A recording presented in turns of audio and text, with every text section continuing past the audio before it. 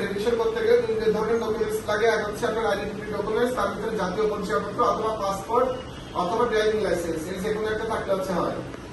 আর address ভেরিফিকেশনের জন্য লাগে দুই ধরনের ডকুমেন্টস, একটা হচ্ছে ব্যাংক স্টেটমেন্ট, একটা হচ্ছে ইউটিলিটি বিল।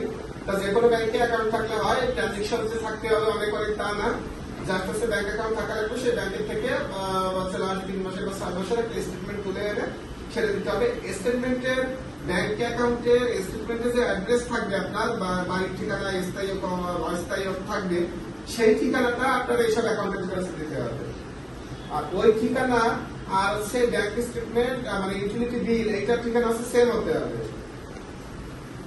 তার মানে কি? তার মানে ইলেকট্রিক বিল অথবা ওয়াটার বিল বা ইন্টারনেট বিল বা টেলিফোন বিল যে ঠিকানায় হবে সেই ঠিকানায় ব্যাংক অ্যাকাউন্ট থাকতে হবে, এবং এই দুইটার সাথে মিল রেখেই হচ্ছে আপনার অ্যাকাউন্টের হচ্ছে অ্যাড্রেস দিতে হবে। বুঝতে পারছেন? হ্যাঁ, সেলস করলে তখন বলে যে তাহলে আপনি যে অ্যাড্রেস সেলস করছেন তাহলে আপনার ব্যাংক স্টেটমেন্টে আর ইউটিলিটি বিল দেখান যে এক জায়গা থেকে আরেক জায়গায় গেছেন, ভালো কথা, তাহলে আপনার ব্যাংকের অ্যাকাউন্ট চেঞ্জ হয়ে যাবে এবং হচ্ছে আপনার বিদ্যুৎ বিলও চেঞ্জ হয়ে যাবে। এখন বিদ্যুৎ বিল, ওয়াটার বিল, ইন্টারনেট বিল এগুলো নিজের নামে না থাকলে বাবার নামে থাকলেও হচ্ছে হবে বা চাচার নামে থাকলেও হবে। তবে হচ্ছে